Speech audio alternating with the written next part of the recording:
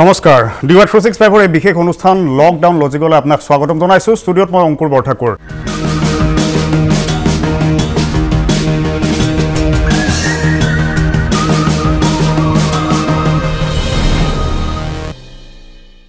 আৰু এতিয়া আমি আজিৰ এই অনুষ্ঠানটোৰ আলোচনাৰ বিষয়বস্তুলৈ আহিব বিচাৰিছো দেশত দৰাচলতে অদূৰদৰ্শিতাৰে লকডাউনৰ সিদ্ধান্ত লোৱা হৈছে নেকি প্ৰথম পৰ্যায়ৰ যি সময়ত লকডাউন ঘোষণা কৰা হৈছিল সেই সময়ত সংক্ৰমণে প্ৰথম পৰ্যায়তে দেশত দেখা দি আছিল কিন্তু শেহতীয়াকৈ চতুৰ্থ পৰ্যায়ৰ লকডাউন ঘোষণা কৰাৰ সময়ত দেশত কিন্তু সামূহিক সংক্ৰমণ আৰম্ভ হৈছে দেশত প্ৰতিদিনে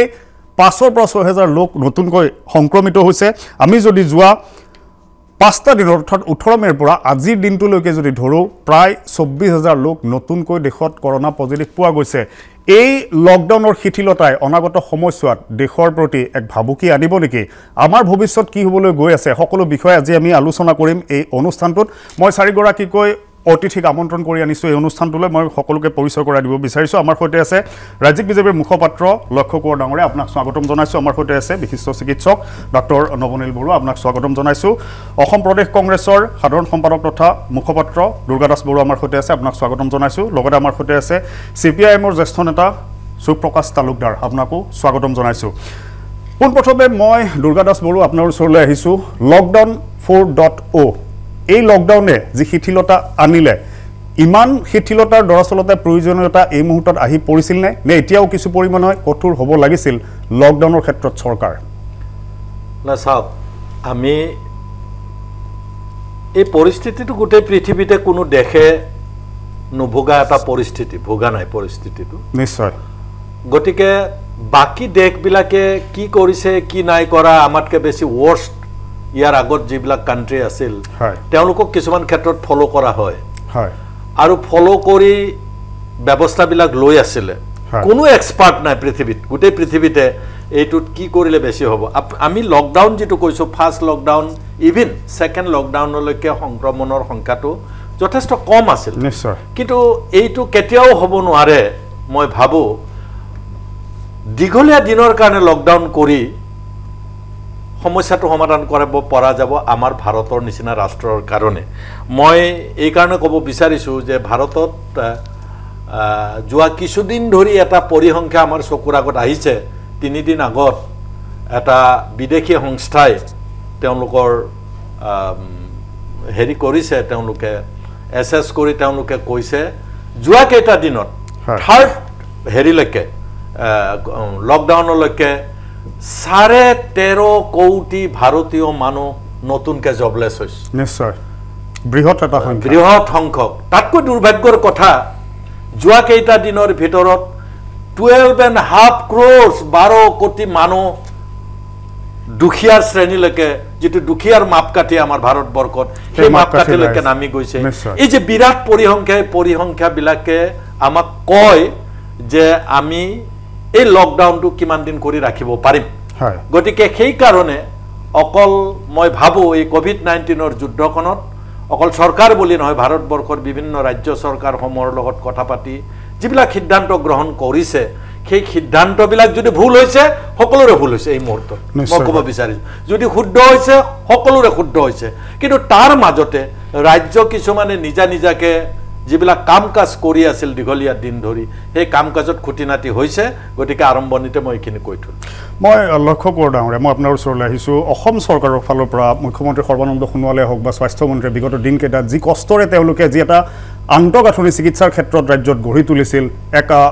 অভূতপূৰ্ব পদক্ষেপ লোৱা হৈছিল ইয়াৰ পূৰ্বে আমি তেনে তৎপৰতা দেখা নাছিলো ৰাজ্যত কোভিড-19ৰ যুঁজখনত বহু পৰিমাণে অসম যেন সফল হৈছিল তেনে এটা অনুমানে আমি কৰিব পাৰিছিলো কিন্তু শেহতীয়াকৈ যি ধৰণে বহিৰাজ্যৰ পৰা লোক উভতি আহিছে যি ধৰণে সংক্ৰমণৰ সংখ্যা বাঢ়ি গৈছে এই যেটো চতুৰ্থ পৰ্যায়ৰ লকডাউন এই লকডাউনৰ সময়তো যথেষ্ট সংখ্যক লোক সংক্ৰমিত হৈছে দৰাচলতে এই যেটো শিথিলতা কেন্দ্ৰই আনিলে কেন্দ্ৰ চৰকাৰে যি ঘোষণা কৰিলে লকডাউন 4ৰ বাবে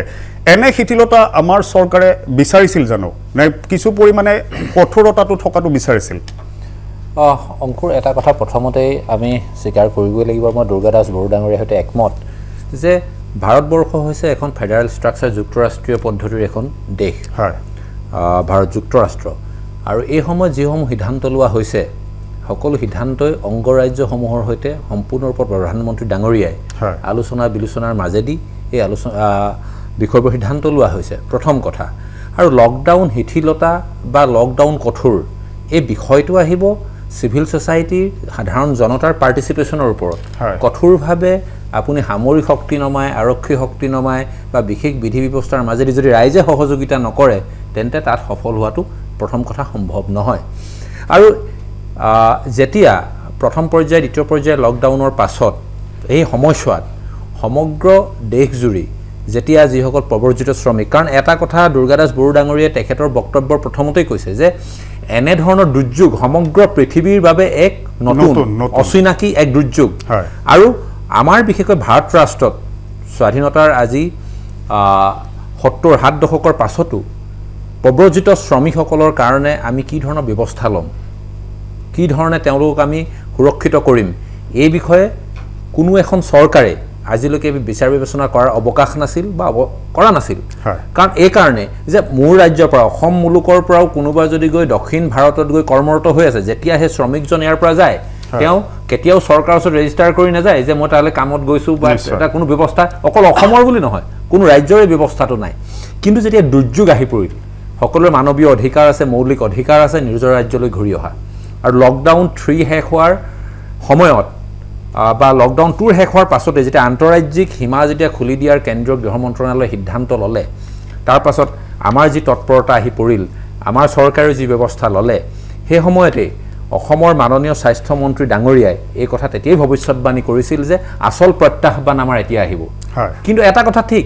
যে অসম চৰকাৰৰ তৎপৰতা মাননীয় মুখ্যমন্ত্ৰী ডাঙৰীয়া মাননীয় স্বাস্থ্য মন্ত্ৰী ডাঙৰীয়া মন্ত্ৰী পৰিষদৰ সদস্যসকল সকলো স্বাস্থ্যকৰ্মী ডক্টৰ নৱনীল বৰুৱাহাতৰ দৰে ডাঙৰীয়াৰ দৰে আমাৰ অসমৰ হাজাৰ হাজাৰ ডাক্তৰ নাৰ্ছ টেকনিচিয়ান প্ৰশাসনিক বিষয়া সকলোৱে লগ লাগি এই সংক্ৰমণৰ এই পৰ্যায় পোৱাৰ আগত কিন্তু আমি অসমৰ বিভিন্ন ঠাইত আজি আপুনি চাব CHC সমূহ আমাৰ যিসমূহ জিলা সদৰ হস্পিটেল আছে সাব ডিভিজনৰ যিসমূহ CHC আছে PHC আছে সকলোতে এটলিষ্ট মিনিমাম 10খনকৈ হলেও আইসোলেশন বেডৰ আমাৰ সীমিত ৰিসোৰ্স নিশ্চয় সমগ্ৰ ভাৰতবৰ্ষৰ যেতিয়া এই লকডাউনত লক হৈ গল সেই সময়ত কিন্তু আমাৰ স্বাস্থ্য মন্ত্ৰী ডাঙৰীয়াৰ নেতৃত্বত আমাৰ স্বাস্থ্য বিভাগে সকলোৱে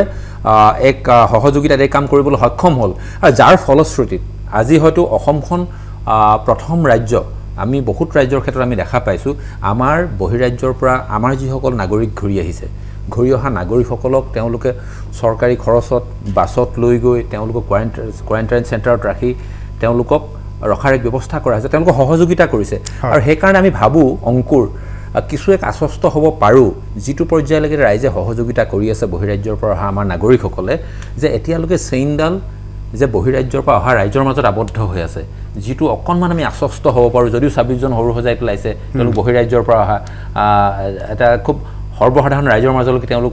পোনছাতে যোৱাগৈ নাই যদি গলগৈহেঁতেন আজি 26 জনৰ ঠাইত হয়তো 2600 হ'বলৈ বেছি সময় নালাগিব গতিকে এই ক্ষেত্ৰত আমি এটা সকলো ৰাইজক এটাই আহ্বান কৰিব পাৰো যিসকল ৰাইজ বহিৰাজ্যৰ পৰা আহিছে কেনেবাকৈ যদি ভুলবশতও তেওঁলোক যদি স্বাস্থ্য পৰীক্ষা নকৰাকৈ কোৱাৰেণ্টাইন চেণ্টাৰলৈ নোযোৱাকৈ যদি আমাৰ সমাজলৈ আহিছে তেতিয়াহ'লে দায়বদ্ধ সমাজৰ ৰাইজে মানে দায়িত্বশীল ৰাইজে সকলোৱে যাতে প্ৰশাসনক সহযোগিতা কৰে তেওঁলোকক কোৱাৰেণ্টাইন চেণ্টাৰলৈ যাবলৈ হয় তেওঁলোকক পৰামৰ্শ দিয়ে তেওঁলোক স্বাস্থ্য পৰীক্ষা কৰোৱাই এই মুহূৰ্তত আমি সোশ্যাল ডিস্টেন্সিং আৰু বহিৰাজ্য পৰা অহা ৰাজ্য কোৱাৰেণ্টাইনৰ যি ব্যৱস্থা এই দুটা আমি কৰণীয় দিশ বুলি আমাৰ অনুভৱ হয় এটা প্ৰশ্নটো হৈছে মই ডক্টৰ নৱনীল বৰুৱা আপোনাৰ ওচৰলৈ আহিছোঁ যে সামাজিক দূৰত্বৰ কথা আমি সকলোৱে বাৰে বাৰে কৈ আছোঁ সংবাদ মাধ্যমে কৈ আছোঁ চৰকাৰে কৈ আছে বাৰে বাৰে কিন্তু আমাৰ যিটো সমাজ ব্যৱস্থা আমি পেটৰ ভাতমুঠিৰ কথাও চিন্তা কৰিব লাগিব আমাৰ অৰ্থনৈতিক দিশটো আমি গুৰুত্ব দিব লাগিব বাৰে বাৰে সকলো ফালৰ পৰা চৰকাৰৰ ফালৰ পৰা আহ্বান জনোৱা হৈছে যে আমি কৰোনাৰে সহৱস্থান কৰি আগুৱাই যাব লাগিব আমাৰ যিটো সমাজ ব্যৱস্থা এই সমাজ ব্যৱস্থাত কৰোনাৰে সহৱস্থান কৰাটো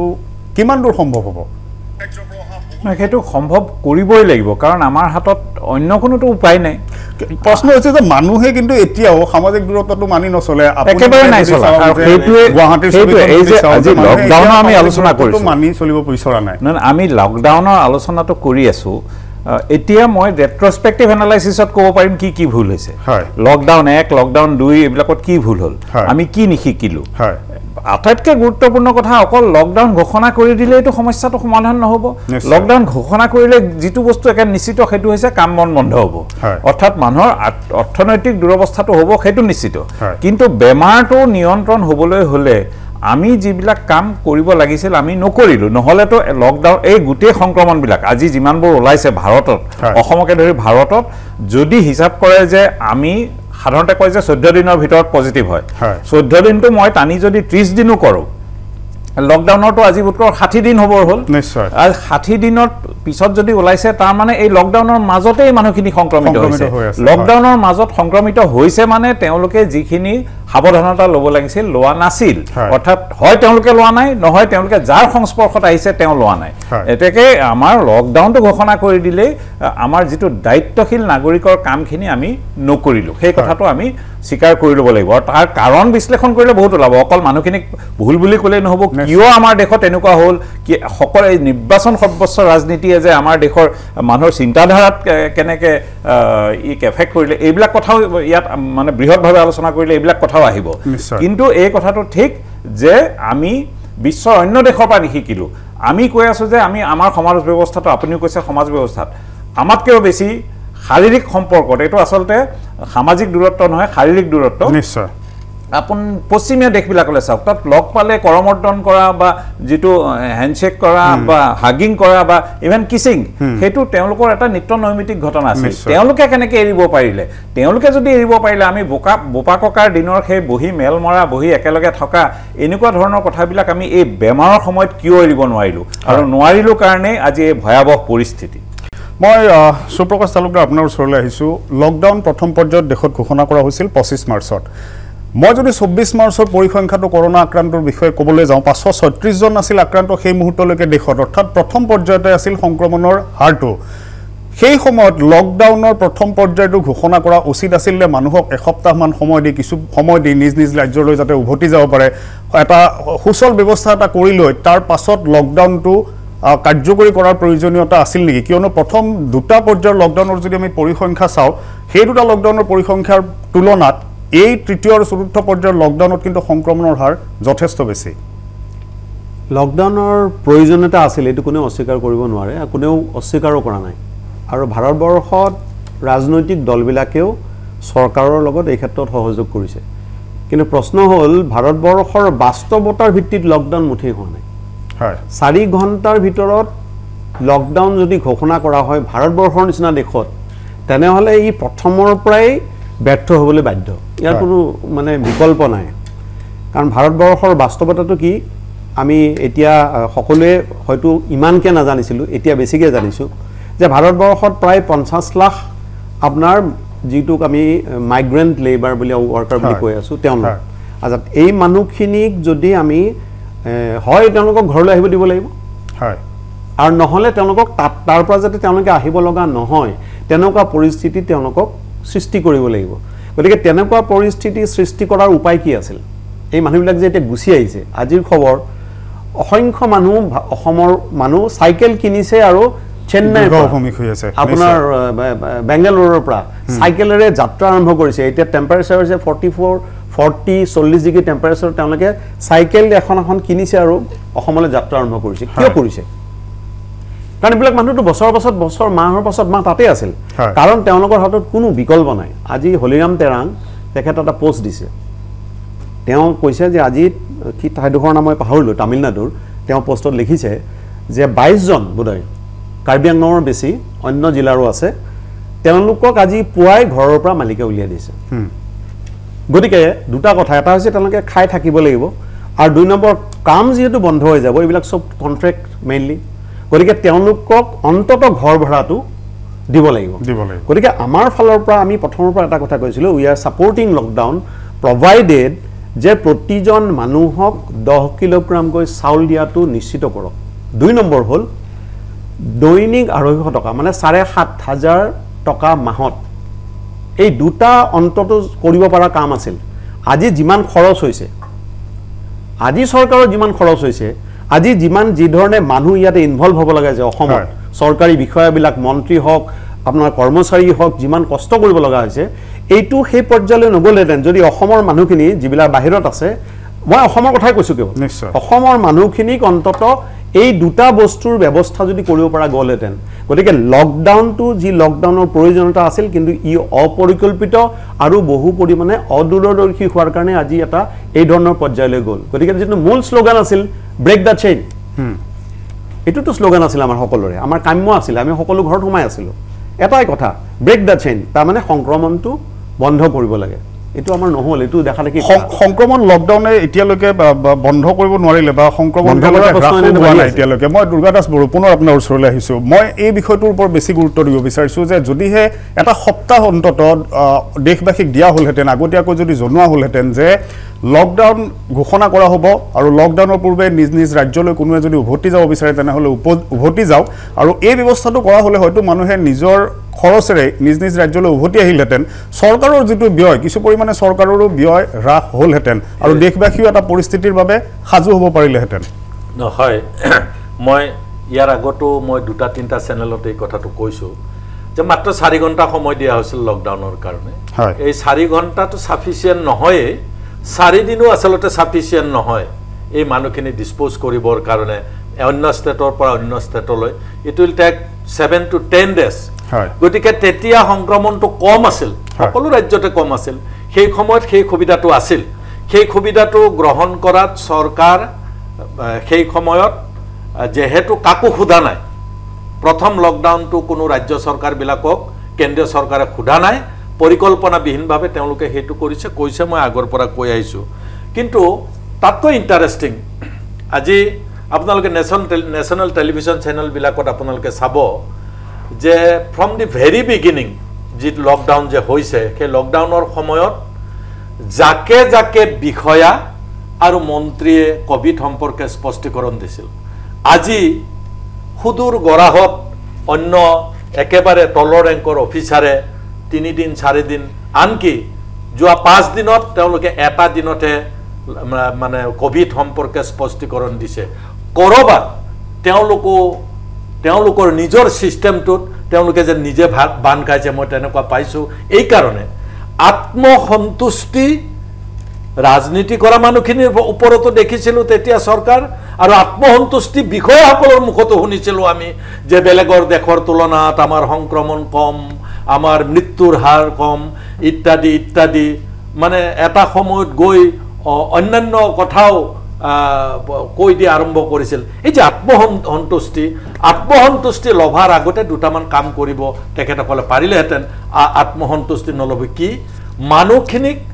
যেহেতু অশিক্ষিত মানুহৰ সংখ্যাটো বেছি আৰু গৰীবৰ সংখ্যাটো বেছি এডুকেটেড কৰি ল'ব লাগিছিল গোটেই বিষয়টো এডুকেটেড কৰাৰ কাৰণে হেলথ ডিপাৰ্টমেণ্ট এভৰি ষ্টেটত হেলথ ডিপাৰ্টমেণ্ট বিভিন্ন বিভাগ আছে মই এতিয়া এটা কথা ক'ব বিচাৰিছোঁ যে প্ৰথম লকডাউন আৰু দ্বিতীয় লকডাউনত মাত্ৰ হেলথ কৰ্মচাৰীখিনিৰ বাদে ইমাৰ্জেঞ্চি ছাৰ্ভিচৰ বাদে সকলো কৰ্মচাৰী ঘৰত শুই আছে তেওঁলোকক ব্যৱহাৰ কৰা হোৱা নাই সেই বিষয়াসকলক সেই কৰ্মচাৰীসকলক যদি গাঁৱে গাঁৱে এডুকেটেড কৰাৰ কাৰণে লগালেহেঁতেন নাম্বাৰ 1 আৰু মানুহে এডুকেটেড নোহোৱাৰ কাৰণে আজিৰ দিনটোত কেয়াৰলেছ হৈছে মই কেয়াৰলেছ গোটেই মাত্ৰ ভাৰতীয় মানুহ হৈছে এইটো কথা কোৱা নাই আজি মানে 8 দিনমান আগত আপোনালোকে জানে ইউৰোপিয়ান 8খন নে 9খন কাণ্ট্ৰিত দেখুৱাইছে মই গোটেইকেইখন কাণ্ট্ৰিত চাইছোঁ ইউৰোপিয়ান কাণ্ট্ৰিত 4000 মানুহ এটা বিচত যাব পাৰে চি বিচত খুলি দিছে 24000 গৈছে সিহঁত এডুকেটেড নহয় নেকি সিহঁত মানে তেওঁলোকো কি অজ্ঞানী নেকি তাৰমানে মানুহৰ যিটো ইন দ্য নেম অফ স্বাধীনতা মানে মোৰ স্বাধীনতা ব্যক্তিগত স্বাধীনতা কৰবাত শিক্ষিত অশিক্ষিত দুখীয়া ধনী বুলি কথা নাই মানুহে মানিবলৈ টান পায় আৰু যাৰ কাৰণে মই ভাবো খেলিমেলি লাগিছে আৰু শ্ৰমিকসকলক কম সময় দিয়াৰ কাৰণে অৱশ্যে মই নাজানো যদি 7 দিন বা 10 দিন দিয়া হ'লেতেন সেই অঞ্চলৰ শ্ৰমিকখিনি চেন্নাইত যদি 2000 শ্ৰমিক আছিল অসমৰ কি জানি পৰিস্থিতি ভাল হয় বুলি তেওঁলোকে সেই 7 দিনত নাহিলেহেঁতেন তেনেকুৱা কথা হ'ব পাৰে গতিকে আমি গোটেইখিনি দুখ কাৰোবাক জাপি দিব নোৱাৰোঁ কিন্তু প্লেনিং কৰবাত নাছিল ফাৰ্ষ্ট এণ্ড ছেকেণ্ড লকডাউন নিশ্চয় মই লক্ষ্য কৰোঁতে পুনৰ আপোনাৰ ওচৰলৈ আহিছোঁ যথেষ্টখিনি চৰকাৰে কাম কৰিছে বহু সহায়ৰ হাতো যথেষ্টখিনি আগবঢ়া আমি দেখিছোঁ জনসাধাৰণক সকাহ দিবলৈ বহু ব্যৱস্থা লৈছে মই যদি ব্যক্তিগতভাৱে আপোনাৰ এটা বিভাগৰ কথাই কওঁ অসম চৰকাৰৰ ছাত্ৰ আৰু যুৱ কল্যাণ পৰিষদৰ ফালৰ পৰা নতুনকৈ আপোনালোকে শিল্পীসকলক এটা সহায়ৰ হাত আগবঢ়াইছে যথেষ্টখিনি সহায় সহযোগিতা আগবঢ়োৱা হৈছে সৰ্বসাধাৰণক সহযোগিতা দিয়া হৈছে কিন্তু প্ৰশ্নটো হৈছে যদি লকডাউন 4ৰ এই শিথিলতাটো অনা নহলহেঁতেন বিকল্প কোনো চিন্তাধাৰা চৰকাৰে কৰিছিল নেকি চাওক অংকুৰ প্ৰথম কথাৰ পৰাই আহিব লাগিব যে গোটেই টেকনিক্যাল কথাখিনি আমি ধৰি লওক ৰাজনৈতিক ক্ষেত্ৰত থকা মানুহ আমি এই ক্ষেত্ৰত বিশেষজ্ঞ নহয় এই গোটেই কথাখিনি ডক্টৰ নৱনীল বৰুৱাৰ দৰে অভিজ্ঞ ব্যক্তিয়ে ক'ব পাৰিব তেখেতলোক চিকিৎসা জগতখনৰ পুৰুধা ব্যক্তি কাৰণ প্ৰথম লকডাউনটোৰ কথা যিটো কথা কোৱা হৈছে আনপ্লেন কিন্তু এটা কথা মনত ৰাখিব গোটেই বিশ্বজুৰি যদি এটা আপুনি অধ্যয়ন কৰে যে এচিম্পটমেটিক এইটো আপোনাৰ পজিটিভ 30 দিনতো ওলাবগে পাৰে নিশ্চয় এতিয়ালৈকে যেটো ক্যাৰেক্টাৰ এইটো ষ্টাডি এতিয়ালৈকে কোনো ফাইনেল ৰিপৰ্ট ওলোৱা নাই 14 দিনত কোৱাৰেণ্টাইনত থাকিলেই যে হি তেওঁ নোলাবগে তেনেকোটো কোনো কথা নাই ডক্টৰ বৰুৱা যেনেকৈ আপোনাৰ 17 দিনলৈকে বঢ়াই দিয়া হ'ল গতিকে প্ৰথম অৱস্থাত কোনো ধৰণৰ এটা স্পষ্ট ইয়াৰ পজিটিভ নাছিল যেটো কথা এতিয়াও নাই যে অন্তত প্ৰথম অৱস্থাতে যদি আমি একেবাৰে ফ্ৰীকে যাবলৈ দিলোহেঁতেন এতিয়া অন্তত আমি হটস্পটখিনি প্ৰথমতে লকডাউনটো ততাতৈয়াকৈ দিয়াৰ কাৰণে হটস্পটখিনি আমি লোকেট কৰিব পাৰিলোঁ আৰু এতিয়া কি হৈছে যে যিখিনি হটস্পটৰ পৰা মানুহ আহিছে তেওঁলোকক আমি অসমত সোমোৱাৰ লগে লগে আমাৰ দৰে ৰাজ্যবোৰত সোমোৱাৰ লগে লগে সেই চেইনডাল অন্তত আমি আইডেণ্টিফাই কৰিব পাৰিছোঁ আমি কোৱাৰেণ্টাইন চেণ্টাৰত আমি সীমাবদ্ধ হৈ আছোঁ আৰু লকডাউন 4ৰ যিটো কথা শিথিলতাৰ কথা কৈছে বিশ্বৰ উন্নত ৰাষ্ট্ৰসমূহেও কৰোনাৰ লগত সহাৱস্থান কৰাৰ কথা কৈছে আৰু সংক্ৰমণৰ যিটো হাৰ এতিয়াও আমি এটা কথা আশ্বস্ত হৈ থাকিব লাগিব যে চেইনডাল কৰবাত নহয় কৰবাত চিনাক্ত হৈছে সকলো ৰাজ্যতে বহিৰাজ্যৰ পৰা হটস্পটসমূহৰ পৰা অহা ৰাজ্যৰ লোকসকলৰ মাজতে সংক্ৰমণটো সীমিত হৈ আছে এতিয়ালৈকে ৱৰ্ল্ড হেলথ অৰ্গেনাইজেশ্যনেও এটা কথা কৈছে যে এতিয়ালৈকে অসমত ভাৰতবৰ্ষত গণসংক্ৰমণ হোৱা নাই আৰু যেটো বড়ো ডাঙৰীয়া এটা কথা ক'লে হয় তেখেতে কোৱা কথাটো মই একেবাৰে নস্বাত কৰিবলৈ যোৱা নাই কিন্তু এই সময়ছোৱাত আমি যিখিনি ঘূৰিছো মেলিছো কিছু কথাত প্ৰথম অৱস্থাত হয় যেটো লকডাউন সম্পূৰ্ণ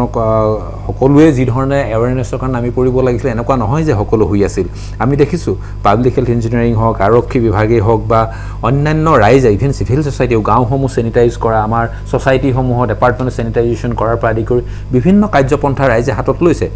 আনহে নালাগে গাঁওসমূহত এতিয়াও লকডাউন অব্যাহত আছে আপুনি যদি যায় যে বাহিৰা লোকৰ প্ৰৱেশ নিষেধ পদূলিত এতিয়াও মৰা আছে গাঁৱত এতিয়াও মৰা আছে গতিকে আমি এই কথাৰ পৰা এটা আশ্বস্ত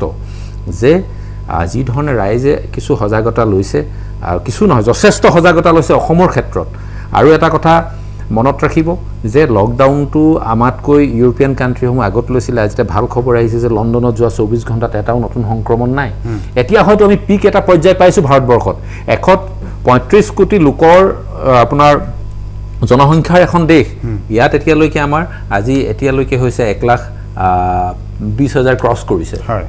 1,22,000 নে 23,000 পাইছে এই মুহূৰ্তলৈকে আমি নকওঁ যে এটো একেবাৰে আমি সন্তোষজনক এটা সংখ্যা বা আমি এটো কাৰণে কম হৈ আছে বুলি কৈছো এটো নহয় আমি আশ্বস্ত হ'ব পৰা নাই এতিয়াও তথাপিতো যদি আজি এই মুহূৰ্তৰ প্ৰায় আমি যিখিনি কথা পাতি আছো সকলোৱে যদি সজাগ হৈ সকলো পক্ষৰ আৰু এটা কথা মাজত যেটো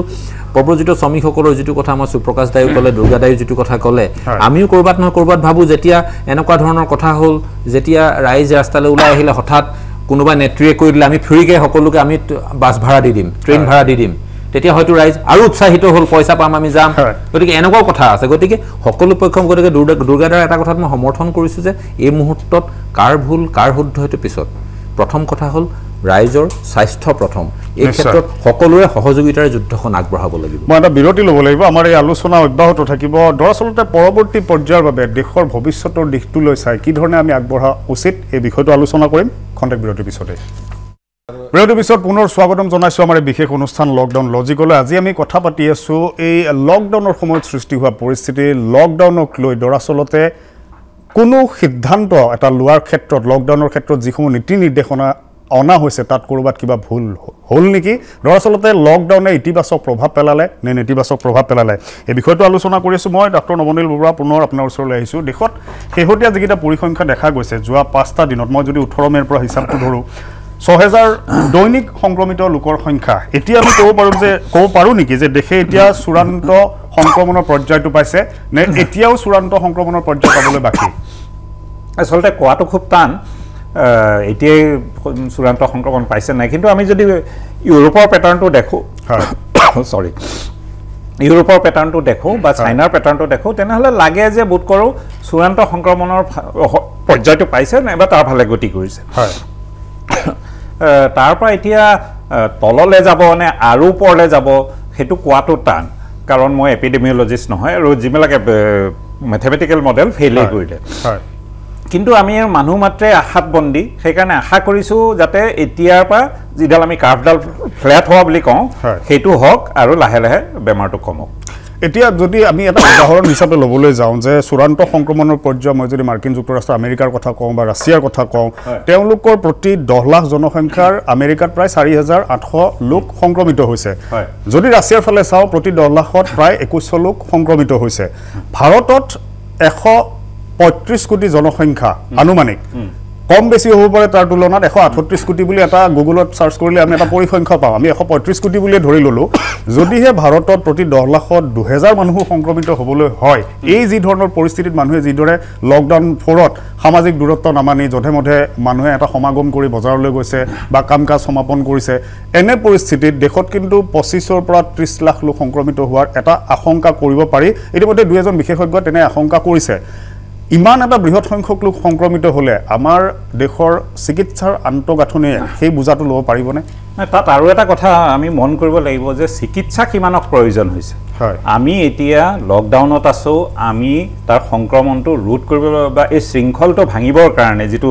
তালদাৰ ডাঙৰীয়া কৈছিল যে ব্ৰেক দ্য চেইন এই শৃংখলটো ভাঙিবৰ কাৰণে আমি তেওঁলোকক নিলগীকৰণ কৰিছো কিন্তু আসল চিকিৎসা কেজনক দৰকাৰ আছে অসমত বৰ্তমান 4 জন মৃত্যু হৈছে তেওঁলোকক কোনো এজনকে সাকে ভেন্টিলেটৰ প্ৰয়োজন হৈছিল এই কাৰণে এতিয়ালৈকে সঁচাৰ্থত চিকিৎসাৰ প্ৰয়োজন হোৱা নাই সেইকাৰণে 25 লাখ হলে যে 25 লাখক হস্পিটেলত ৰাখিব লাগিব হেতু নহবও পাৰে কাৰণ আমি লাহে লাহে এতিয়া যিবিলাক এই যে কোৱাৰেণ্টাইন চেণ্টাৰৰ কথাটো কোৱাৰেণ্টাইন চেণ্টাৰৰ হেঁচাটো এনেকুৱা পৰিছে গৈ যে স্বাস্থ্য মন্ত্ৰী নিজে স্বীকাৰ কৰিবলৈ বাধ্য হৈছে যে সকলো সুবিধা দিব নোৱাৰি সেইকাৰণে আমি কি কৰিব লাগিব আমি লাহে লাহে হোম কোৱাৰেণ্টাইনৰ ফালে যাব লাগিব আৰু আপুনি যদি আফ্ৰিকাৰ ইবোলালে চাই বা নিপা ভাইৰাছ আমাৰ কেৰালাত চাই তেতিয়াহলে চাব যে আসলতে গোটেই বিজয়টো হৈছিল সাব্যস্ত হৈছিল হোম কোৱাৰেণ্টাইন আমি হোম কোৱাৰেণ্টাইন কথাটো খুব বৈজ্ঞানিক ভিত্তিত খুব দৃঢ়ভাৱে কৰাৰ কথা এতিয়া লাহে লাহে সেইফালে যাব লাগিব নিশ্চয় মই সুপ্ৰকাশ তালুকদাৰ পুনৰ আপোনাৰ ওচৰলৈ আহিছোঁ চীনত যেতিয়া সংক্ৰমণ হুবেই প্ৰদেশত ব্যাপক হাৰত হৈছিল যেতিয়া ইউহানৰ পৰা সংক্ৰমণৰ সংখ্যাটো বাঢ়িবলৈ ধৰিছিল সেই সময়তে চীনে গোটেই প্ৰদেশখনকে লকডাউনলৈ লৈ আহিছিল কিন্তু দেশখনৰ আন প্ৰান্তটোৰ অৱস্থা প্ৰায় স্বাভাৱিক আছিল স্বাভাৱিক হাৰতে চলি আছিল আমাৰ দেশতো যিকেইটা অঞ্চলত বিশেষকৈ সংক্ৰমণৰ ধাৰাটো আৰম্ভণি হৈ লাহে লাহে বাঢ়িবলৈ লৈছিল সেই অঞ্চলকেইটা সম্পূৰ্ণৰূপে বন্ধ কৰি আন অঞ্চলসমূহক পৰ্যায়ক্ৰমে যদি লকডাউনলৈ লৈ যোৱা হ'লহেঁতেন তেনেহ'লে আমাৰ দৰে তৃতীয় বিশ্বৰ এখন দেশত শ্ৰম আৰু বিশেষকৈ কৃষিৰ ওপৰত নিৰ্ভৰশীল যিসকল লোক তেওঁলোকৰ যি হাহাকাৰ অৱস্থা সেই হাহাকাৰ ছবিখন আজি আমি নেদেখিলোহেঁতেন নেকি এইটো কোৱাটো বহুত টান কোৱাটো এইকাৰণে টান মানে চীনত এখন প্ৰদেশতে তৎক্ষণাত এইটো বাঢ়ি গৈছিল হয় কাৰণ তেওঁলোকে প্ৰথম পাইছিল বস্তুটো আৰু তেওঁলোকে সেইমতে ষ্ট্ৰেটেজিটো ল'লে আমাৰ ইয়াত তেতিয়ালৈকে মহাৰাষ্ট্ৰত এই ধৰণৰ বাকীবিলাক ৰাজ্যৰ লগত গেপ হৈ যোৱা নাছিল আচলতে ভাৰতবৰ্ষত প্ৰথম আৰম্ভ হৈছিল আপোনাৰ কেৰালাৰ পৰা হৈছিল 30 জানুৱাৰীত হৈছিল আৰু 1 ফেব্ৰুৱাৰী 2 ফেব্ৰুৱাৰীত তাত 3জন পেচেণ্ট ওলাইছিল কিন্তু সেই 3জন পেচেণ্টৰ পৰা অন্যলৈ সংক্ৰমিত নহ'ল যাৰ কাৰণে মাৰ্চলৈকে ৰৈ গ'ল গতিকে আৰম্ভ কৰিবলৈ আছিল কেৰালাতে কৰিব লাগিছিল কিন্তু কেৰালাত তেওঁলোকে কন্টেইন কৰিব পাৰিলে সেই মুহূৰ্তত বা হ'ল কিন্তু কথাটো হ'ল যে ইউহানত যেটো কৰিছিল তেওঁলোকৰ লগত আমাৰ পাৰ্থক্যটো হ'ল আমাৰ ইয়াতে চৰকাৰে যি ধৰণে ৰিচ কৰিব পাৰিব লাগে মানুহক পাবগৈ লাগে তেওঁলোকে মানে আপোনাৰ লকডাউন কৰা মানে খাদ্য আপোনাৰ ঘৰত পাব আপোনাৰ ইয়াতে ওয়াহনৰ পৰা ছাত্ৰ এজন ঘূৰি আহিছে তেওঁ অসমৰ তেওঁ ইন্টাৰভিউ দিছিলে যে আমাক এনেকুৱা ব্যৱস্থা যে আমি সকলো ঘৰতে পাইছো বাহিৰত যোৱা কোনো প্ৰশ্নই নুঠে আমি ঔষধো ঘৰতে পাইছো গতিকে সেই ব্যৱস্থাটো ভাৰতবৰ্ষত নাই এইটো আমি ভাল পোৱা বেয়া পোৱাৰ প্ৰশ্নটো নাহে এই ডিফাৰেন্সটো আছে গতিকে আমাৰ এখন ৰাজ্যতে কন্টেইন কৰাটো বহুত টান হ'লতেন সেইফালৰ পৰা লকডাউন সমগ্ৰ দেশখনত কৰাটো ঠিকেই আছে এইটো কৰাৰ কাৰণে কোনেও এতিয়ালৈকে মই মানে আমি যিখিনি বুজিছো আৰু পিছলৈ এইবিলাক পৰ্যালোচনা হ'ব পাৰে কিন্তু মূল প্ৰশ্নটো হ'ল যে লকডাউনৰ লগত আনুষংগিক যেটো ব্যৱস্থা এইটোত কিন্তু আমি বহু পৰিমাণে বহুত ক্ষেত্ৰত আমি কিছুমান দুৰ্বলতা দেখিবলৈ পালো যাৰ কাৰণে আমি তো সফল কৰিব নোৱাৰিলো মানুহক ৰাখিম আপুনি মন কৰিব দুটা লকডাউনলৈকে মানুহ ধৈৰ্য ধৰি আছিল নিশ্চয় 1 মাহ 9 দিন নে 10 দিন হ'ব এইটো মে কিমান তাৰিখ মই পাহৰিলো 3 তাৰিখ 3 তাৰিখ ন 3 মেলৈকে মানুহে কিন্তু যথেষ্ট ধৈৰ্য আমাৰ অসমতো হওক বাহিৰতো হওক ধৈৰ্য ধৰি আছিলে কিন্তু যেতিয়া দ্বিতীয় মাহটো পাই গ'ল দ্বিতীয় মাহৰ ভাড়া দিব লাগে দ্বিতীয় মাহত খাব লাগে 2000 টকাকে দিছিলে বুলি কিছুমানে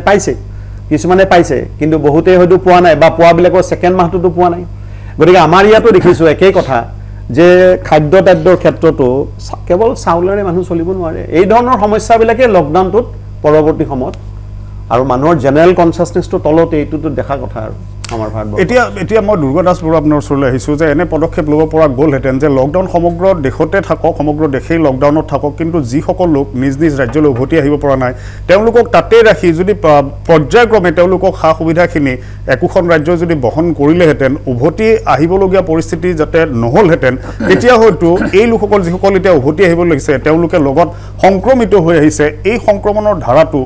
বহু পৰিমাণে নিয়ন্ত্ৰণলৈ আহিলহেঁতেন নেকি চাওক মই সেইকাৰণে আৰম্ভণিতে কৈছোঁ কোঅৰ্ডিনেশ্যনৰ দৰকাৰ আছিল এটা সময় লৈ এটা প্লেনিং কৰিবলৈ প্ৰয়োজন আছিল সেই সময়ত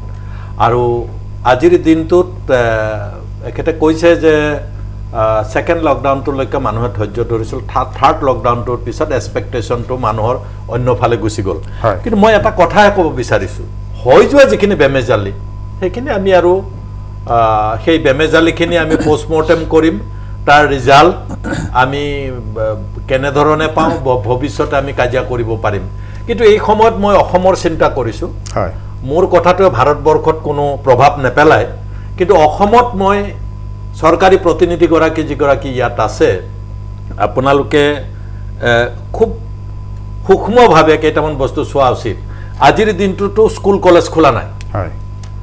লাখ লাখ আমাৰ কৰ্মচাৰী বুলি ক'লে ইণ্ডাষ্ট্ৰী আচলতে স্কুল কলেজ হাজাৰ হাজাৰ শিক্ষক এতিয়াও তেওঁলোকে যথেষ্ট আজৰি হৈ আছে সেই শিক্ষকসকলক আপোনালোকে ব্যৱহাৰ কৰক 1 2 নম্বৰ হোম কোৱাৰেণ্টাইনলৈকে আমাৰ বৰুৱা ডাঙৰীয়া যিটো হোম কোৱাৰেণ্টাইনৰ কৈছে সেই লেভেললৈকে আজি হেল্থ মিনিষ্টাৰ ডাঙৰীয়াও সেই কথাটো ক'বলৈ আৰম্ভ কৰিছে কাৰণ প্ৰেক্টিকেল নাছিল বস্তুটো এটা প্ৰেক্টিকেলি যাব লাগিলে যদি হোম কোৱাৰেণ্টাইন কৰিব লাগে তেতিয়াহ'লে গাঁও লেভেলত গাঁওবুঢ়াক লৈ বা 4-5 জনীয়া 7 জনীয়া কমিটি কৰি মাত্ৰ 100 ঘৰ 150 ঘৰ গাঁওখনৰ যি মানুহ আছে তেওঁলোকক এডুকেটেড কৰি এই শিক্ষক কৰ্মচাৰীসকলক লগাই এডুকেটেড কৰি হোম কোৱাৰেণ্টাইনটোত ষ্ট্ৰিক্ট হ'ব লাগে মই এটা উত্তৰ আজিলৈকে নাপালোঁ যোৱা 2 মাহ ধৰি সেই উত্তৰটো হৈছে কোৱাৰেণ্টাইন চেণ্টাৰত একেদিনাই আজিও এতিয়া ওলাইছে 16টা 20টা 25টা আজি 26টালৈকে ওলাইছে কোৱাৰেণ্টাইন চেণ্টাৰত যদি তাতে 2জন বা 3জন সংক্ৰমিত লোক থাকে তেওঁৰ পৰা 1000 মান থাকিলে 1000 মানুহৰ সংক্ৰমণ হোৱাৰ পসিবিলিটি আছে ভেৰি শৰ্ট টাইম যাৰ কাৰণে হয়তো সেইটো হৈছে তাৰ উত্তৰ আমি আজি হয়তো হোম কোৱাৰেণ্টাইনৰ কথা লৈ আমি যাবলগীয়া হ'ব পাৰে তাতকৈ ডাঙৰ কথা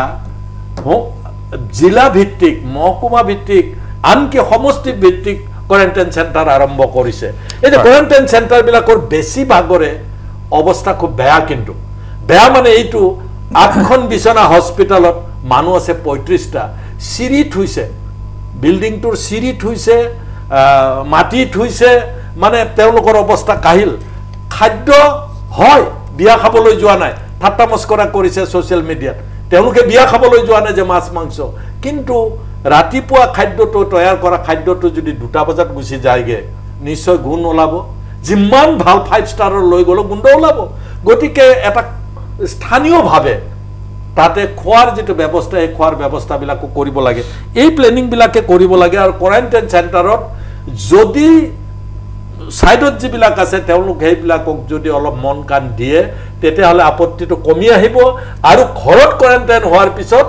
পৰিয়ালটোৰো এটা সাহস আহে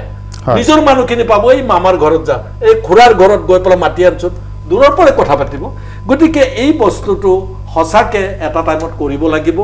আৰু ডোৰ টু ডোৰ পাবৰ কাৰণে আমাৰ মেডিকেল ষ্টাফ যিমান যিকোনো মেডিকেল ষ্টাফ বা পুলিচ যিমান তাতকে পপুলেশ্যন বহুত বেছি যাৰ কাৰণে ডোৰ টু ডোৰ উন্নত ৰাষ্ট্ৰবিলাকৰ নিচিনাকৈ দিয়াটো খুব সম্ভৱ হ'ব বুলি নাভাবোঁ কিন্তু গাঁওকে গাঁও 26,000খন গাঁৱত 26,000খন কমিটি একেদিনে হৈ যায় চৰকাৰী যেটো আছে নিশ্চয় তেনে বহু পদক্ষেপ ল'ব পৰা গ'লহেঁতেন মই পুনৰ লক্ষ্য কৰোঁ ডাঙৰীয়া আপোনাৰ ওচৰলৈ আহিছোঁ 17 মে'ৰ পৰা মোৰ যদি ভুল হোৱা নাই ৰেল চলাচল পুনৰ আৰম্ভ হ'ল অসমলৈ বহু লোক উভতি আহিল কাইলৈৰ পৰা বিমান সেৱাও আৰম্ভ হ'ব বিমানেৰেও বহু লোক আহিব বহু বৃহৎ সংখ্যক লোক মুঠতে অহাটো ইতিমধ্যে আৰম্ভ হৈছে এই উভতি অহা লোকসকলক লৈ অসমৰ বাবে এটা নতুন প্ৰত্যাহ্বান আহিছে অকল অসমৰ বুজাই নহয় সমগ্ৰ উত্তৰ পূবৰ বুজা কিন্তু প্ৰাৰম্ভিক অৱস্থাত অসমে ল'ব লাগিব কাৰণ অসম হৈয়ে আন ৰাজ্যলৈ উত্তৰ পূবৰ ৰাজ্যলৈ মানুহখিনি যাব এনে পৰিস্থিতিত এতিয়া সংক্ৰমণৰ হাৰটো যাতে বৃদ্ধি নহয় হোম কোৱাৰেণ্টাইনত গ'লেও মানুহ যিসকল লোক হোম কোৱাৰেণ্টাইনত থাকিব এই লোকসকলক সজাগ সাৱধান কৰাটো অত্যন্ত প্ৰয়োজন হৈছে এই ক্ষেত্ৰত এতিয়া চৰকাৰৰ কোনো নতুন পৰিকল্পনা হাতত লোৱা হৈছে নেকি যে সৰ্বসাধাৰণ যাতে সজাগ হয় তেওঁলোকক সচেতন কৰোৱাৰ বাবে কোনো পদক্ষেপ লোৱা হয় প্ৰথম কথাটো চাওক লকডাউন 1ৰ পৰা যিখিনি কথা লৈ আছে সুপ্ৰকাশ দায়ো ক'লে আৰু যিটো কথা দুৰ্গাদাস বৰুডাঙৰ সঁচা কথাই কৈছে মই এটা কথা কৈছিলোঁ যে যিটো প্ৰব্ৰজিত শ্ৰমিকক লৈ যিটো এটা কনফিউজন আমাৰ মাজত কাৰণ লকডাউন 3ৰ আগত 11 মে'ৰ যিখন ভিডিঅ' কনফাৰেন্স মাননীয় প্ৰধানমন্ত্ৰী ডাঙৰীয়াৰ লগত আমি সংবাদ মাধ্যমত এটা কথা দেখা পাইছিলোঁ তাত শিৱসেনা নেতৃত্বাধীন যিখন চৰকাৰ মিত্ৰজোঁটৰ মুখ্যমন্ত্ৰী উদ্ধৱ ঠাকৰে এটা কথা কৈছিল যে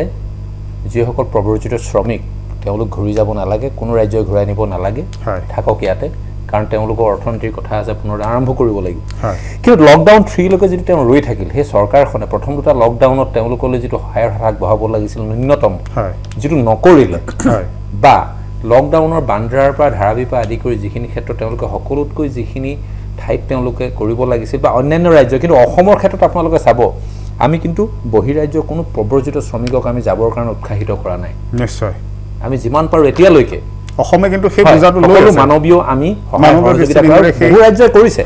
কেৱল অসম বুলি নকওঁ আমি অসমখন দেখি আছোঁ কাৰণে এই ক্ষেত্ৰত যদি অংগৰাজ্যসমূহে বা যিবোৰ সমূহ ৰাজ্য কওক আমি দিল্লীৰ কথাই কওক বা মহাৰাষ্ট্ৰৰ কথাই কওক আজি কৰ্ণাটকৰ কথা কওক তামিলনাডুৰ কথা কওক তেওঁলোকে যদি এইবোৰ কৰিলেহেঁতেন আজি হলিৰাম তেৰাং ডাঙৰীয়া যিটো পষ্টৰ কথা সুপ্ৰকাশ দাই ক'লে মই এইখিনিতে চাই আছোঁ যে তেখেত এজন অত্যন্ত দায়িত্বশীল ব্যক্তি তেওঁ সাংসদ আছিল ল মেকাৰ আছিল তেওঁ পষ্টকেইটা দিছে এনেকুৱা ধৰণে যে তাত কোনো ডিটেইলছ দিয়া নাই যিটো কথা কৈছে এগৰাকী প্ৰেগনেণ্ট মহিলা এড্ৰেছৰে সৈতে দিছে তেখেতে মোৰ পষ্টটো মোৰ ওচৰত আছে এতিয়া 3 ঘণ্টাৰ আগত দিয়া পষ্ট মই ভাবোঁ তেখেতে এজন মই সমালোচনা নকৰোঁ খবৰটো তেওঁৰ ওচৰত যিহেতু আছে তেওঁ অত্যন্ত এজন দায়িত্বশীল ব্যক্তি হিচাপে চৰকাৰক অৱগত কৰক নিশ্চিত ৰূপত আমাৰ চৰকাৰে সেই কামখিনি কৰিব এই পাৰ্টটো নাজানো তেওঁ নাই চাওক কাৰণ এই পাৰ্টটো নাজানো ওপৰত তেওঁ যেতিয়া ছ'চিয়েল মিডিয়াত দিছে গতিকে দিয়াৰ কথাটো প্ৰচাৰ কৰিলে টুইট কৰিলে আজিকালি চাওক তেওঁ টুইটো কৰিছে ফেচবুকতো দিছে গতিকে মই ভাবোঁ কাৰণ তেখেতৰ মই গোটেই পষ্টৰ ট্ৰেইলটো চাইছোঁ ইয়াৰ আগত দিছে ৱেষ্ট বেংগলত তেওঁ এপিল কৰিছে যে পাৱাৰ বেংক দিব লাগে 12জন কেইজন যুৱকে চাইকেল লৈ আহি আছে মোবাইলৰ বেটাৰী শেষ হ'ল পাৱাৰ বেংক দিব লাগে কিন্তু তেখেতে সেই তথ্য নামেৰে হয়তো যদি ছ'চিয়েল মিডিয়া নালাগে চৰকাৰলৈ দিব সন্দিগ্ধ তেনেকৈ নাযাব কিন্তু আমি কিন্তু চৰকাৰৰ মই আপোনাক কোৱা নাই মই কথাটো কৈছোঁ ইয়াতে যদি তেওঁৰ পষ্টকেইটা মই এই বিপদৰ সময়ত এটা কথা কৈছোঁ আজি এই সপ্তাহৰ ভিতৰত 3,81,000 ৰাইজলৈ দ্বিতীয় কিস্তিৰ পুনৰ 2,000 টকাকৈ আমি ধন মুকলি কৰি দিম চৰকাৰে যিসকলে এপ্লাই কৰিছে পূৰ্বতো সমসংখ্যকক দিয়া হ'ল আৰু হোম কোৱাৰেণ্টাইনৰ কথাটো আপোনালোকে কৈ আছে ইতিমধ্যে স্বাস্থ্যমন্ত্ৰী ডাঙৰীয়াই ঘোষণা কৰিছে যে হোম কোৱাৰেণ্টাইন থকাৰ সকলোকো 2,000 টকাকৈ দিয়া হ'ব গতিকে এই সকলো সহযোগিতাৰে তালুকদাৰ ডাঙৰীয়া আমি এটা কথা কৈছোঁ সহযোগিতা কৰাৰ আগত যদি আপুনি সমালোচনা কৰি দিয়ে তেতিয়া সহযোগিতা আমি এটা কথা কওঁ যে ছ'চিয়েল মিডিয়াত অসমৰ্থিত কোনো ব্যক্তিয়ে দিয়া এটা পোষ্টক লৈ যদি আমি সমালোচনা বুলি যদি আমি ইগোষ্টিক হৈ বহি থাকোঁ না আপুনিহে আৰম্ভ কৰিলে নাই মই নাই কৰা আপুনি হলিৰাম তেৰাং আৰু মই চালোঁ মই কথাটো এনেকুৱা শুনক আপুনি ছ'চিয়েল মিডিয়াত যদি কোনোবাই কমিউনেল কমেণ্ট কৰাৰ লগে লগে আপুনি এক কৰিব পাৰে তেনে অসমৰ 12জন মানুহ শ্ৰমিকে মানে এনেকৈ আহি আছে এই খবৰটো ছ'চিয়েল মিডিয়াত চৰকাৰে লগে লগে পাবতো মই চৰকাৰৰ খবৰ দিয়াটো বাদ দিম মই শুনক গোটেই কথাটো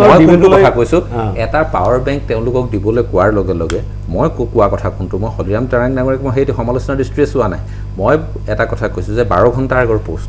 দায়িত্বশীল এজন প্ৰাক্তন সাংসদ হিচাপে তেখেতে যদি তেওঁলোকৰ CEMজনৰ কথা কওঁ তেখেতৰ আমি দেখিছোঁ যে তুলিয়াৰ ৰংহাং ডাঙৰীয়া অত্যন্ত অসম চৰকাৰৰ ওপৰত তেখেতে ব্যক্তিগতভাৱে কাৰ্বি আংলঙৰ যুৱক যুৱতী ঘূৰাই অনাৰ কাৰণে অংকুৰ আপোনালোকৰ ওচৰতো খবৰ আছে তেওঁলোকে দায়িত্ব লৈছে মই ভাবোঁ যে তেওঁকো যদি টেক কৰিলেহেঁতেন বা নামকেইটা তেওঁ জনোৱাৰ কথাতে জনালেহেঁতেন দৰাচলতে এনে বিষয় যিবোৰ বিষয় ধৰক আজি সংবাদ মাধ্যমে হওক বা সৰ্বসাধাৰণে দৃষ্টিগোচৰ হওক এটা সামাজিক দায়িত্ব হিচাপে লৈ এনে খবৰ পালে কোনো লোক যদি কোনো সংকটত আছে আমি চৰকাৰৰ দৃষ্টিগোচৰ নিশ্চয় ব্যক্তি বিশেষে কৰিব পাৰোঁ আৰু সেই লোকসকলৰ ক্ষেত্ৰত যিসকলে কোনো অসুবিধাৰ মাজত আছে সমস্যাটো যাতে সমাধানৰ এটা সূত্ৰ ওলাব পাৰে এই ক্ষেত্ৰত নিশ্চয় সকলোৰে কৰণীয় আছে সকলো ক্ষেত্ৰত আমি চৰকাৰক সমালোচনা কৰিলেও নহ'ব আমি পুনৰ এই মুহূৰ্তত এটা বিৰতি ল'ম বিৰতিৰ পিছতে আমাৰ আলোচনা অব্যাহত থাকিব বিৰতিৰ পিছত পুনৰ স্বাগতম জনাইছোঁ আমাৰ এই বিশেষ অনুষ্ঠানলৈ আৰু ইতিমধ্যে আমি কথা পাতি আছিলোঁ বৰ্তমান লকডাউনৰ প্ৰক্ৰিয়াটোক লৈ দেশৰ প্ৰথম পৰ্যায়ৰ লকডাউনৰ পৰা বৰ্তমানৰ চতুৰ্থ পৰ্যায়ৰ লকডাউনলৈকে ইয়ে ইতিবাচক প্ৰভাৱ পেলাইছে নেতিবাচক প্ৰভাৱ পেলাইছে এই প্ৰসংগত আমি আলোচনা কৰি আছোঁ মই পুনৰ আলোচনাৰ মাজলৈ আহিব বিচাৰিছোঁ যিহেতু এতিয়াও সংক্ৰমণৰ চেইনডাল ছিঙিব পৰা হোৱা নাই দেশত মই ডক্টৰ নৱনীল বৰুৱা আপোনাৰ ওচৰলৈ আহিছোঁ অনাগত সময়ছোৱাত নিশ্চয় আকৌ এটা লকডাউনৰ পৰ্যায়ত দেশে আমি পাম পৰৱৰ্তী সময়ত কি ধৰণৰ লকডাউনৰ নীতি নিৰ্দেশনা হোৱা উচিত বা কি ধৰণে লকডাউন কাৰ্যকৰী কৰা উচিত মই ভাবোঁ যে বৰ্তমান যিহেতু পৰিস্থিতি আমি লকডাউনটো এতিয়া এনেকুৱা হৈ গৈছে লকডাউন যদি আমি আৰু জাৰি ৰাখোঁ তেতিয়াহ'লে আমি নেখাই মৰিম আমাৰ দেশৰ বিধ্বস্ত অৰ্থনৈতিক অৱস্থা সেইটো সকলো দলে স্বীকাৰ কৰে ভাৰতীয় জনতা পাৰ্টিও নিশ্চয় সেইটো অস্বীকাৰ নকৰে তেনেস্থলত আমি লকডাউন এতিয়া আমাৰ কাৰণে এটা ডাঙৰ অভিজাত্য হ'ব লকডাউন আমি এতিয়া ইচ্ছা কৰিলেও কাৰণ লকডাউন যদি কৰোঁ উহানত যিটো লকডাউন হৈছিল তেনেকুৱা নকৰিলে এনেকুৱা মানে কম্প্ৰমাইজ কৰা লকডাউন কৰা আৰু নকৰা বৰ বিশেষ পাৰ্থক্য হোৱা নাই মই ভাবোঁ এতিয়া লকডাউনটো আমাৰ অৰ্থনীতিয়ে আমাক আৰু লকডাউন মানে কৰাৰ আভিজাত্যটো আমাক এতিয়া আৰু নিদিয়ে আমি সেই লাক্সাৰিটো এফৰ্ড কৰিব নোৱাৰোঁ সেইকাৰণে আমি এতিয়া লকডাউন নকৰাকৈ আমাৰ জীৱনশৈলী এনেকৈ চলাই পেলাই কৰোণাৰ লগত সহাৱস্থান কৰি কেনেকৈ কৰোণাক আমি মানে পৰাস্ত কৰিব পাৰোঁ সেইটোহে ষ্ট্ৰেটেজি বনোৱা উচিত আৰু তাৰ কাৰণে বাৰে বাৰে মই এটা কথা কৈছোঁ যে হোম কোৱাৰেণ্টাইনৰ কথা এইখিনিতে মই এটা কথা মনত পেলাব লাগিব হোম কোৱাৰেণ্টাইনৰ কথা আমি এতিয়া কৈছোঁ কিন্তু এগৰাকী উপায়ুক্তৰ এই হোম কোৱাৰেণ্টাইন কৰাৰ কাৰণে ট্ৰেন্সফাৰেই হৈ গ'ল তেওঁ চৰকাৰৰ যিটো কাগজত লিখা নীতি নিৰ্দেশনা সেইটো মানি পেলাই হোম কোৱাৰেণ্টাইন কৰাৰ কাৰণে তেওঁ ট্ৰেন্সফাৰেই কৰি দিলে কাৰণ সংবাদমেলত বেলেগ কথা আৰু এছঅ'পিত বেলেগ কথা আছিল সেইকাৰণে এতিয়া যিহেতু সকলোৱে বুজিছে হোম কোৱাৰেণ্টাইনটো যিটো বিশ্ব স্বাস্থ্য সংস্থাই দিয়া নিৰ্দেশত সেইমতে কৰিব লাগিব যিটো ইবোলাৰ কাৰণে কৰা হৈছিল যিটো নিবৰা ভাইৰাছৰ কাৰণে কৰা হৈছিল ঠিক তেনেকৈ কৰিব লাগিব আৰু এই কথাবিলাক যিটো শাৰীৰিক দূৰত্ব মই সামাজিক দূৰত্বটো বেয়া পাওঁ শাৰীৰিক দূৰত্ব এইটো মানি চলিব লাগিব আৰু এটা কথা এইখিনিতে মই ক'ব খুজিছোঁ যে এই যে আমাৰ দেশৰ এইটো আচলতে এটা খুব ডাঙৰ পৰাজয় যে ভাৰতীয় নাগৰিক এজন ভাৰতৰ কোনোবা এখন ঠাইত থাকোঁতে তেওঁ প্ৰব্ৰজিত বুলি কোৱা হয় তেওঁক মাইগ্ৰেণ্ট বুলি কোৱা হয় সেইটো আমাৰ আচলতে দেশৰ এজন নাগৰিক হিচাপে আমি এখন দেশৰ নাগৰিক আমি য'ত আৰ্টিকল 370 নাইকিয়া কৰি দিলোঁ আমি এতিয়া গৰ্ব কৰিছিলোঁ যে হেৰি কাশ্মীৰ কিয় বেলেগ হ'ব বুলি আমি ইউনিফৰ্ম চিভিল কোডৰ কথা কৈছোঁ কিন্তু এইটো ইউনিফৰ্ম কিয় নহয় কিয় এজন মানুহে অসমীয়া এজনে কেৰালাত বা কৰ্ণাটকাত বা বিহাৰী এজনে পাঞ্জাৱত কিয় তেওঁ এখন বেলেগ দেশত থকাৰ নিচিনা এটা কিয় সেইখন ৰাজ্যই সম্পূৰ্ণ দায়িত্ব তেওঁ ল'ব নোৱাৰিব আমিও কৰিছোঁ সেইটো বেয়া কাম আমাৰো এজন পজিটিভ মহাৰাষ্ট্ৰৰ গাড়ী চালকক আমি পঠিয়াই দিছোঁ আমি ভাবোঁ এই কথাটো মই কাকো সমালোচনা নকৰি এই কথাটো কিন্তু ভৱিষ্যতৰ কাৰণে চিন্তা কৰিব লাগিব এইখন দেশৰ নাগৰিক এক দেশত যেতিয়া নাগৰিক তেওঁ সকলো ঠাইতে সমান অধিকাৰ পাব লাগিছিল আৰু পাব লাগিব নিশ্চয় একেবাৰে সময় কমি আহিছে মই সুপ্ৰকাশ তালুকদাৰ একেবাৰে চমুকৈ আপোনাৰ পৰা জানিব বিচাৰিম যে এই সময়ছোৱাত লকডাউনত এনে কি ব্যৱস্থা লোৱা নহ'ল চৰকাৰৰ ফালৰ পৰা যিটো পৰৱৰ্তী পৰ্যায়ত আমি লোৱাটো আশা কৰিব পাৰোঁ মোৰ চিধা কথা যে আমি মানুহৰ যদি শাৰীৰিক দূৰত্বৰ কথাটো নৱনীল বৰুৱা ডাঙৰীয়াই যিটো কথা কৈছে এইটো যদি আমি ৰক্ষা কৰিব লগা হয় তেনেহ'লে অহা 3 মাহ অন্তত অসমৰ যিখিনি মানুহ বা ভাৰতবৰ্ষৰ যিখিনি মানুহৰ ইনকাম টেক্স নিদিয়ে অন্তত সেইখিনি মানুহক দৈনিক 250 টকা যিটো অভিজিৎ বেনাৰ্জীয়ে কৈছে যিটো অমৰ্ত্য সেনে কৈছে বা অন্যান্য অৰ্থনীতিবিদসকলে কৈছে দৈনিক 250 টকাকৈ 7,500 টকা দিয়ক অৰ্থনীতিটোৰ পুনৰুজ্জীৱন হ'ব তেতিয়া মানুহ লগ লাগি থকাটো কমিব আৰু ছমাহলৈকে অন্তত 10 কিলোগ্ৰামকৈ চাউল দিয়ক তাৰ আৰ্থিক দায়িত্বটো কিন্তু কেন্দ্ৰীয় চৰকাৰে ল'ব লাগিব আমাৰ যুক্তৰাষ্ট্ৰৰ কথা কৈছোঁ ঠিকেই কিন্তু টকা পইচাবিলাক কিন্তু কেন্দ্ৰীভূত হৈ আছে কেন্দ্ৰীয় চৰকাৰৰ মোৰ সময় কমি আহিছে দুৰ্গাদাস বড়ো আপোনাৰ দৃষ্টিত পৰিবলগীয়া আৰু চৰকাৰৰ ফালৰ পৰা মোৰ দৃষ্টিত মই আগতেই কৈছোঁ যে সাৱধানতা অৱলম্বন কৰিব লাগিব আমি বেছি আত্মসন্তুষ্টি লোৱা ভাল নহয় এডুকেটেড কৰিব লাগে কিন্তু পৰহি 25 তাৰিখে সকলো প্ৰায়বিলাক ঘৰুৱা ফ্লাইট আহিবলৈ দিব 1 তাৰিখৰ পৰা ট্ৰেইন অলমোষ্ট ৰেগুলাৰ ট্ৰেইন চলিব গতিকে আৰু বেছি চ্যালেঞ্জ হ'ব তাৰ বাহিৰে অন্য কোনো উপায় নাই যে আমাৰ অসমখন বচাবৰ কাৰণে অসমৰ এডমিনিষ্ট্ৰেচনে বিশেষকৈ চৰকাৰে যেটো মেচিনাৰী সেই মেচিনাৰীটো তেওঁলোকে এতিয়াতকৈ বেছি কষ্ট কৰিব লাগিব আৰু তেওঁলোকে কষ্ট কৰক আমি ৰাইজৰ লগত তেওঁলোকৰ লগত আমি আছো যাতে মোৰ একেবাৰে সময় শেষ হৈছে মই শেষত মই লক্ষ্য কৰা ডাঙৰীয়াৰ ওচৰলৈ যাব বিচাৰিছো যে আমি কৰোনাক লৈ সংকিত নহয় কিদৰে এতিয়া সহবাস কৰিম এটাই অংকুৰ এটাই কথা মই একেবাৰে চমুকৈ এটাই কথা কওঁ যে এতিয়ালৈকে যেহেতু ডক্টৰ নবনীল বৰুৱাই এই ক্ষেত্ৰত চাগে তেখেতে একমত হ'ব যে অসমৰ এই শেহতীয়া যেটো সংক্ৰমণ যেটো বৃদ্ধি পাইছে 100% বহিৰাজ্যৰ পৰা অহা ব্যক্তিৰ গাতে সংক্ৰমিত হৈছে এই অনুৰোধ জনাম যিসকলে সুস্থভাৱে সংস্থাপিত হৈ বহিৰাজ্যত আছে তেওঁলোকে তাতে থাকক আহোতে তেওঁলোকো সংক্ৰমিত হৈ পাৰ সুস্থ লোক গতিকে চৰকাৰে এটা ব্যৱস্থা লৈছে মাহে অন্তত 2000 টকা কৈ দিয়াৰ গতিকে মই ভাবো তেওঁলোক তাতে কুখলে থাকক আৰু যিসকল একেবাৰে নাহিলে নহয় তেওঁলোক আহক আৰু এই ক্ষেত্ৰত আমি সকলোৱে মিলি তেওঁলোকক হোম কোৱাৰেণ্টাইনত ৰাখো নে কোৱাৰেণ্টাইনত ৰাখো স্বাস্থ্য পৰীক্ষা কৰি এই ক্ষেত্ৰত আমি যদি আগবাঢ়ো মই ভাবো আমি অসমখন ৰক্ষা পোৱাত সহায় হ'ব হয় মই আটাইকেইজনকে ধন্যবাদ জনাইছো এই অনুষ্ঠানত ভাগ লোৱাৰ বাবে আৰু আমিও আশা কৰিছো যে এই যে পৰিস্থিতি কৰোনা সৃষ্ট পৰিস্থিতিৰে আমি মোকাবিলা কৰিব পাৰিম আতংকিত হ'ব নালাগে কোনো লোকে এই মুহূৰ্তত সংকিত হ'ব নালাগে কৰোনাৰে আমি সহৱস্থান কৰিব লাগিব আমি আমাৰ এই সংগ্ৰামখন দৈনন্দিন সংগ্ৰামখন আমি এইদৰে আগবঢ়াই নিব লাগিব যেতিয়ালৈকে এটা কৰোনা চিকিৎসাৰ বাবে এটা ভ্যাকচিন বা এটা ঔষধ আমাৰ হাতলৈ নাহে সেই দিনটোলৈ এই সংগ্ৰামখন এইদৰে আমি অব্যাহত ৰাখিব লাগিব আমি আত্মনিৰ্ভৰশীল হ'ব লাগিব আৰু আত্মবিশ্বাসেৰে আগুৱাই যাব লাগিব এই অনুষ্ঠানটো আজি ইয়াতে সামৰিছো ধন্যবাদ